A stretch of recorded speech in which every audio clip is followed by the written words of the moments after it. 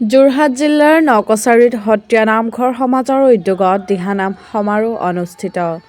দ্বিতীয় বৈকুণ্ঠলৈ পৰিণত হ'ল নকছাৰী গোহাঁইবাৰী অঞ্চল। দিহানামেৰে মুখৰিত হ'ল সমগ্ৰ অঞ্চল। দেওবাৰে নকছাৰী সত্ৰীয়া নামঘৰ সমাজৰ উদ্যোগত মাইবেলিয়া চকিয়াল দিহিঙীয়া চুক নামঘৰৰ প্ৰাংগণত অনুষ্ঠিত কৰিলে দ্বিতীয় বাৰ্ষিক দিহানাম সমাৰোহ। মাইবেলিয়া চকিয়াল দিহিঙীয়া চুক নামঘৰ সমাজকে প্ৰমুখ কৰি ৬খন সমাজৰ আতিথ্যত অনুষ্ঠিত কৰা হয় এই সমাৰোহখনি। সুন্দৰকৈ সজাই পৰাই তুলিছিল নামঘৰ চৌপাশ। বাটচৰাটো আটক ধুনীয়াকৈ নিৰ্মাণ কৰি উলিয়াইছিল সেই গাঁৱৰে ৰঞ্জিত শইকীয়াই।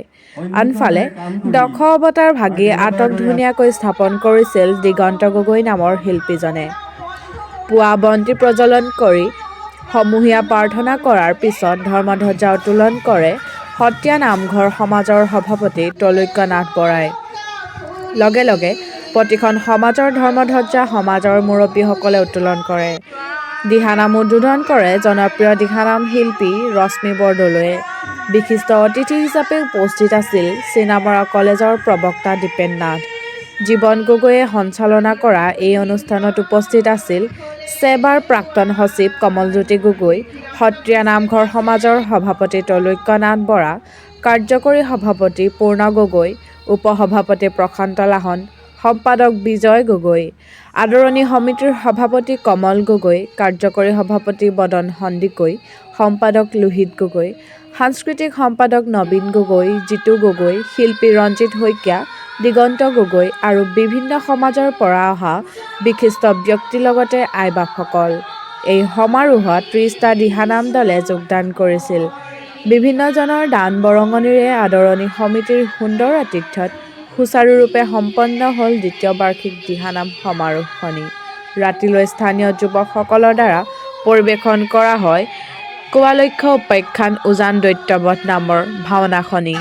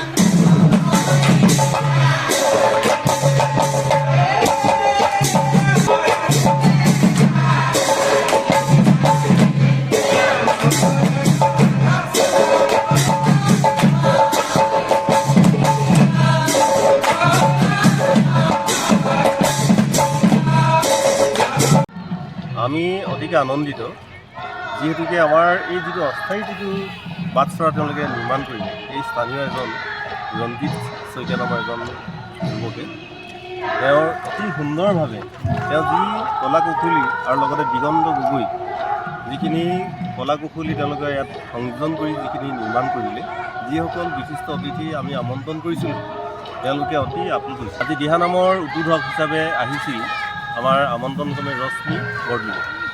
তেখেত এগৰাকী সংগীত শিল্পী আৰু তেখেতেও গোটেই কথাখিনি যিমান তেওঁলোকে যাবলৈ মোক কৈছে যে তেখেতসকলে কৈছে যে আমি যুক্ত হিচাপে আমি এইটোৱে ভাল লাগিছে যে আমি ভক্তপ্ৰাণ আৰু আই মাতৃসকলৰ যিসকল ৮০ বা ৭০ ঊৰ্ধৰ ব্যক্তিসকলক আমি এটা সমন্বয়ৰ এখন স্থলী হিচাপে আমি যে এই চকিয়াল দিহিঙীয়া চুক নামঘৰত তেওঁলোকে যি আয়োজন কৰিলে সকলোৰে যে এটা সমন্বিত এটা দ্বিতীয় বৈকল্পিক হিচাপে যিখিনি তেওঁলোকে এটা সমন্বয় স্থানলৈ পৰিৱৰ্তন কৰিলে আমি এই ছখন সমাজৰ উদ্যোগত যি ইয়াত কেন্দ্ৰবিন্দু হিচাপে তেওঁলোকে ল'লে আমি আটাইকেইখন সমাজলৈ আমি আন্তৰিক কৃতজ্ঞতা আৰু ধন্যবাদ জ্ঞাপন কৰিছোঁ। নমস্কাৰ। জয়জতে আমি সমস্ত ৰাইজলৈ আমাৰ সত্ৰীয়া নামঘৰ সমাজৰ তৰফৰ পৰা আমি নমস্কাৰ জনাইছোঁ, সেৱা জনাইছোঁ। আমাৰ সত্ৰীয়া নামঘৰ সমাজৰ উদ্যোগত আজি এই মাইবলীয়া চকিয়াল দিহিঙীয়া চুক নামঘৰত দ্বিতীয় বাৰ্ষিক দিহানাম সমাৰোহ আয়োজন কৰা হৈছে। ইয়াত বহু ৰাইজৰ সমাগম আপোনালোকে ইতিমধ্যে প্ৰত্যক্ষ কৰিছে। আমি সকলো ৰাইজলৈ ধন্যবাদ জ্ঞাপন কৰিছোঁ। আমি এইখিনিতে জনাওঁ যে আমাৰ সত্ৰীয়া নামঘৰ সমাজ হ'ল আমি যিসকলে পুৰণি ৰীতি নীতিৰে সত্ৰীয়া সত্ৰক মানি চলি থাকোঁ এইসকলক লৈ গঠিত এটা ধৰ্মীয় অনুষ্ঠান। আৰু আমাৰ অন্যতম লক্ষ্য হ'ল আমি আমাৰ অসমীয়া কৃষ্টি সংস্কৃতি আমি ৰক্ষা কৰা, লগতে আমাৰ উদ্দেশ্য আমাৰ সমগ্ৰ সত্ৰীয়া নীতি নিয়মে চলি থকা সমাজসমূহ একত্ৰিত কৰি এখন বৃহৎ সত্ৰীয়া নামঘৰ সমাজ সদৌ অসম ভিত্তিত গঠন কৰা। যিমান পাৰোঁ আমি মহাপুৰুষ দুজনাই দি যোৱা আমি কিবা সত্ৰসমূহে যিসমূহ কৃষ্টি সংস্কৃতি ধৰি ৰাখিছে সেইসমূহ আমি যাতে আগুৱাই নিব পাৰোঁ, সংবৰ্ধন কৰিব পাৰোঁ, এই উদ্দেশ্যে আমি এই সমস্ত কাৰ্যভাগী আয়োজন কৰিছোঁ। ধন্যবাদ।